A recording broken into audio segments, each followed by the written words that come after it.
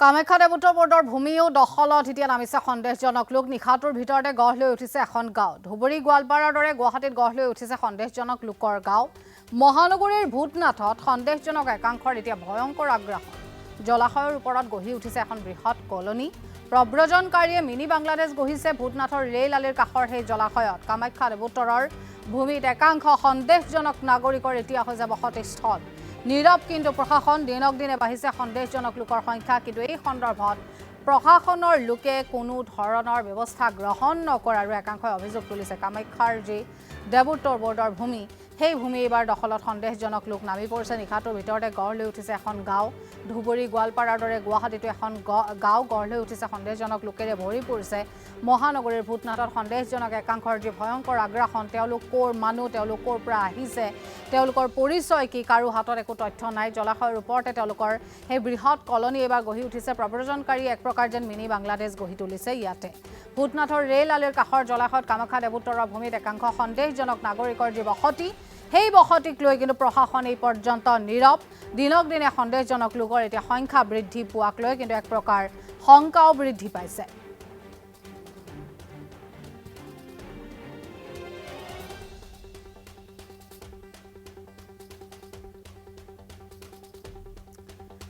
আৰু যি আচলতে ঘটনা কামাখ্যাৰ দেৱোত্তৰ বৰ্ডৰ সেই স্থানত সেই ভূমি দখল কৰাক লৈ আমাৰ সতীৰ্থ সাংবাদিক তাত উপস্থিত হৈছিল। এক প্ৰতিবেদন যুগুতাইছে, আগবঢ়াইছোঁ। নিশ্চিতভাৱে মই বৰ্তমান উপস্থিত আছোঁ ভূতনাথত। আৰু ভূতনাথৰ যি এনাজৰী পথ আছে, এনাজৰী পথত আমি ইয়াত দৃশ্য দেখুৱাইছোঁ। এয়া এনাজৰী পথত থকা এটা জলাশয়ৰ ওপৰত বিভিন্ন যি ঘৰ, আমি ঘৰসমূহ দেখাইছোঁ। কিন্তু ইয়াত যি অভিযোগ উত্থাপন হৈছে যে ইয়াত একাংশ লোকে আহি ইয়াত এনেদৰে ঘৰ বান্ধি তেওঁলোকে থাকিছে। কিন্তু ইয়াত যিসকল স্থানীয় লোক আছে, স্থানীয় লোকৰ আমি ভাষ্য ল'বলৈ চেষ্টা কৰিম। ইয়াত যিসকল লোক আছে তেওঁলোকে ইতিমধ্যে আমাৰ সন্মুখত তেওঁলোকৰ বিভিন্ন মাটিৰ কাগজ দেখুৱাইছে। নিশ্চিতভাৱে সেইসমূহ ৰাজচক্ৰ বিষয়াগৰাকী আহিলে সেই কথা স্পষ্ট হ'ব, বা ৰাজচক্ৰ বিষয়াৰ অফিচত সেই কাৰ্যালয়ত সেই কথা স্পষ্ট হ'ব এই ভূমিসমূহ কাৰ ভূমি, কেনেদৰে ভূমি। কিন্তু আমি যদি এই দেখুৱাওঁ, এইটো কিন্তু জলাশয়। এই যি কেমেৰা, এই কেমেৰাত এইটো এটা জলাশয়। ইয়াত এটা ৰাস্তা আছে। তাৰপিছত ইয়াত বিভিন্ন যি ঘৰ, চাংঘৰ টাইপ, তেওঁলোকে চাংঘৰ নিচিনাকৈ চাংঘৰ বনোৱা ইয়াত আছে। আৰু এই দৃশ্য আমি দেখুৱাইছোঁ। ইয়াত বিভিন্ন সময়ত চৰকাৰে ইয়াত এভেকশ্যনো কৰিছে। আৰু এয়া ভঙা ঘৰ ভঙা এই যি দৃশ্য আমি ইয়াত স্পষ্ট হৈ আছে। আৰু ইয়াত একাংশ লোকে এনেদৰে তেওঁলোকে বছৰ বছৰ ধৰি বাস কৰি আছে। ইয়াত ইতিমধ্যে এটা কথা উল্লেখ কৰিছে যে ইয়াত এই যিখিনি মাটি, এইখিনি মাটি তেওঁলোকে কোৱা মতে, স্থানীয় লোকসকলে কোৱা মতে তেওঁলোকে পট্টাৰ মাটি বুলি কৈছে। কিন্তু ইয়াত আকৌ চৰকাৰী ভূমিও সোমাই আছে, চৰকাৰী ভূমি থকা বুলিও তেওঁলোকে উল্লেখ কৰিছে ইয়াৰ স্থানীয় লোকসকলে। আৰু সেই চৰকাৰী ভূমি এই ৰাজচক্ৰ বিষয়া তেওঁলোকে কাৰ্যালয়ৰ পৰা আহি তেওঁলোকক এভেকশ্যন কৰিবলৈ তেওঁলোকে আহ্বান জনাইছে। কিন্তু আমি দেখুৱাইছোঁ যদিও এয়া এটা পিটনি, এয়া পিটনিৰ ওপৰত এনেদৰে কিন্তু ঘৰ বন্ধা এই পৰিৱেশ আমি এই দৃশ্য দেখুৱাবলৈ চেষ্টা কৰিছোঁ। এই দৃশ্য আছে ইয়াত, এনেদৰে পিটনিৰ ওপৰত ঘৰ বান্ধিছে। আৰু আমি কথা পাতিম, তেওঁলোকৰ লগত কথা পাতিবলৈ চেষ্টা কৰিম। স্থানীয় যিসকল লোক আছে তেওঁলোকৰ লগত কথা পাতিম, তেওঁলোকৰ পৰা জানিবলৈ চেষ্টা কৰিম তেওঁলোক কেতিয়াৰ পৰা আহিছে, ক'ৰ পৰা আহিছে, কেনেদৰে তেওঁলোক আছে ইয়ালৈ, আমি কথা পাতিবলৈ চেষ্টা কৰিম। বাইদেউ, আপোনালোক কেতিয়াৰ পৰা আছে ইয়াতে? মই 95ত বিয়া হৈ কিনে আহিছোঁ ইয়াতে। হয়, মোৰ ঘৰ আঠগাঁৱত। মোৰ মা মানে পূৰা ফেমিলি আৰু গোটেই আমাৰ ব্ৰিটিছৰ যুগৰে। এতিয়া নহয়, মই মানে বিয়া হৈ পেলাই মোৰ হাজবেণ্ডৰ লগত ইয়াতে আছোঁ। মোৰ দেউতাই কিনিছিল, তেখেতে দিছে, ডেথ হৈ গৈছে। মই হাজবেণ্ডক লৈ, মোৰ ফেমিলি লৈ মই ইয়াতেই থাকোঁ। তাৰ পৰা কিনিছিলে মাটিটো আপোনালোকে? আপোনাৰ অনুপ মেধি আছিল নেকি? শুনাচোন, আমাৰ মাটিৰ মালিকটো অনুপ মেধি আছিল ন? তেখেতৰ আঢ়ৈ কথা আছিল। তেখেতে এওঁলোকেও কিনিছিলে, এওঁলোকক 1 কঠা 5 লেচা ৰেজিষ্টাৰ দিছিল, মোক 1 কঠা 5 লেচা ৰেজিষ্টাৰ দিছিল। হয়, ইয়াত কিন্তু যথেষ্ট সংখ্যক চৰকাৰী ভূমিও আছে, যদিও আপোনালোকৰ ভূমি মেধি বুলি কৈছে। চৰকাৰী ভূমিও আছে, যথেষ্ট সংখ্যক চৰকাৰী ভূমি আছে। সেইটো এখন নামঘৰ আছে। নামঘৰত যোৱা ৰাস্তা এখন লাগে। সেই ৰাস্তাখন সেইখন ৰাস্তা আমি অলৰেডি ক্লিয়াৰ কৰি দিছোঁ। আপোনালোকে কেমেৰা পাৰ্চন আছে, আপোনালোকে নিজে চাব পাৰে। এইখন ৰাস্তা যে দেখা পাইছে, এইখন ৰাস্তা এখন বেদখল হৈ আছিল। আমি চাৰ্কুল অফিচৰ পৰা মানুহ আহিছিল, পিছফালে নামঘৰ আছে, ৰাস্তাখন দিব লাগে। আমি এখন ৰাস্তা আমি ৰাইজক সহযোগিতা কৰি আমি অলৰেডি ওলাই দিলোঁ। তাৰপিছত এইটো ৰাস্তা 216 নম্বৰ ডাগৰ যোনটো ৰাস্তা আছে, তাতে গোটেই দাঁতি কাষৰীয়া মানুহখিনি চবৰে ম্যাদী মাটি হয়।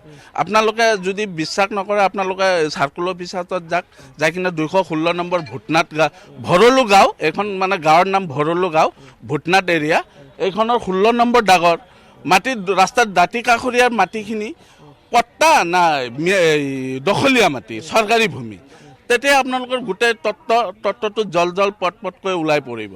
তা আমি জনামতেতো ইয়াতে এঘৰো নাই, গোটেইখিনি মানুহৰ কাগজ পাতি আহিছিল। কালি এটা নিউজ চেনেল আহিছিল, তাতেও আমি দেখাইছোঁ। আজি আপোনালোকে আহিছে, ৰাতিপুৱা উঠি আহিছে, হয়তো বহুত মানুহখিনি নাই। যিখিনি মানুহ আছে গোটেই মানুহখিনিৰ হাতত তথ্য প্ৰমাণ সহকাৰে আপোনালোকে পাই যাব। হয়, প্ৰমাণ আছে। সেই চৰকাৰী ভূমি ইয়াত আছে, চৰকাৰী ভূমি য'ত আছে তাতে নামঘৰ এটা আছে, নামঘৰৰ আশে পাশে আছে মাটিখিনি, কিন্তু সেইখিনি মাটিখিনি নামঘৰে আমাৰ মানে কব্জা কৰি আছে। তাতে কিছুমান আপোনাৰ দিছে, গীৰ গাই পোহে তাতে। ইয়াত কিন্তু একাংশ ধুবুৰী গোৱালপাৰাৰ লোকো কিন্তু ইয়াত আছে। হয়, ইয়াতে আছে। তেখেতে ইয়াতে পাৰ্মানেণ্টলি নহয়, তেখেতে ইয়াতে ভাৰতীয় হিচাপত তেখেতে শ্ৰমজীৱী কৰা মানুহ হয়, তাতে দিন হাজিৰা কৰা মানুহ হয়। আমাৰ এইখিনি এৰিয়াত আমাৰ সেনেকা মানে পকা ঘৰ নহয়, খেৰী ঘৰ হয়। সেইকাৰণে ইয়াতে ভাড়া 2 পইচা ভাড়া কম পোৱাৰ কাৰণে এখেতে ইয়াতে সেই সুবিধাৰ কাৰণে ইয়াতে থাকে।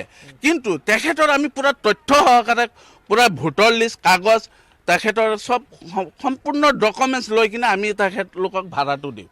আৰু সেইখিনি বস্তু আমি আমাৰ ভৰলু থানাৰ অন্তৰ্গত হয়। আমি প্ৰত্যেক মানে যেতিয়াই ভাড়াতীয়া চেঞ্জ হয়, মানে পৰিৱৰ্তন হয়, লগে লগে তাহাঁতৰ আমাৰ TC ফৰ্ম বুলি এখন আছে, তাতে আমি নাম লিখি তেখেতৰ ফটো সহকাৰে আমি আমাৰ ভৰলু থানাত আমি বস্তুটো জমা দি আহোঁ। ইয়াৰ কিন্তু সমীপতে কিন্তু দুৰ্গা সৰোবৰ আছে, য'ত এটা প্ৰবাদ আছে যে কামাখ্যা দেৱীয়ে গা ধুইছিলে। আৰু এইখিনি কিন্তু ভূমি বিভিন্ন সময়ত দেৱোত্তৰৰ ভূমি বুলিও কোৱা হয়। কামাখ্যা দেৱোত্তৰৰ ভূমি, বিশেষভাৱে দুৰ্গা সৰোবৰ, ভূটনাথ, মালিগাঁও ইত্যাদি অঞ্চলৰ ভূমিখিনি। গতিকে এইখিনি দেৱোত্তৰৰ ভূমি ইয়াত আছে নেকি? দেৱোত্তৰ নাই, ইয়াতে কোনো দেৱোত্তৰৰ ভূমি নাই। দেৱোত্তৰৰ ভূমি আছে এটা আপুনি দুৰ্গা সৰোবৰৰ কৈছে, ইয়াতে আমাৰ দুৰ্গা মায়ে ইয়াতে মানে কৈছে গা ধোৱাৰ পুখুৰী এটা আছিল, সন্বিষ্ট আছে। সেইখন পুখুৰীও আছে, ৰেল লাইনৰ কাষৰ পৰা আপুনি চাব পাৰে। সেইখন পুখুৰী এতিয়ালৈকে আছে পুখুৰীখন। সেইখন আপোনাৰ কামাখ্যা গেটৰ ৰেল গেটেদি সোমাই আহি কিনে কিনাৰেদি পুখুৰীখন আজিও আমি দেখা পাওঁ, পুখুৰীখন আছে। পুখুৰীখন এইখন হয়, ইয়াতে কোনো পুখুৰ নাছিল। ইয়াতে মাটিটো অলপ আপোনালোকে জলাশয় বুলি দেখা পাইছে, মাটিটো জলাশয় নহয়। এই মাটিটো চাৰিওফালে ৰাস্তা ঘাট ওখ হৈ যোৱাৰ কাৰণে, চবে মাটি ভিটি ওখ কৰি দিয়াৰ কাৰণে ইয়াৰ পানীটো ওলাই যোৱাৰ ৰাস্তাটো সুবিধাটো নাই। সেইকাৰণে বস্তুটো পানী উঠিছে। বাৰিষা টাইমত পানী উঠে দেখি মানুহখিনি চাংঘৰ বান্ধিছে। মানুহখিনি জীৱন নিৰ্বাহ কৰিবৰ কাৰণে হ'লে চুৰি ডকাতিটো কৰিব নোৱাৰে, নিজৰ পেটখন বচাব হ'লে অলপ মানুহৰ টকা পইচা দৰকাৰ। নিজৰ ভূমিখিনি যিহেতু আছে, তাতে অলপ চাংঘৰ বনাই কিনে মানুহখিনি ইয়াতে ভাড়া দিছে, কম পইচাত ভাড়া দিছে। এই ৰাস্তাটো আমি দেখুৱাম। এই ৰাস্তাটো এইফালে চৰকাৰী ভূমি আছে, আৰু এই যি চৰকাৰী ভূমি এখেতসকলৰ স্থানীয় লোকৰ ভাষ্য অনুসৰি আমি দেখুৱাইছোঁ। ইয়াত যিসকল লোক আছে, এই চৰকাৰী ভূমি আছে। এই যি চৰকাৰী ভূমিত কিন্তু ইয়াত কিন্তু ইতিমধ্যে ঘৰ বান্ধি আছে চৰকাৰী ভূমিত। যদিও বা ৰাস্তাটো মুকলাই দিছে এই ৰাজহ চক্ৰ বিষয়া কাৰ্যালয়ৰ পৰা অহাৰ পিছত ৰাস্তাটো মুকলাই দিছে, কিন্তু ইয়াত চৰকাৰী ভূমিত কিন্তু ঘৰ বান্ধি আছে।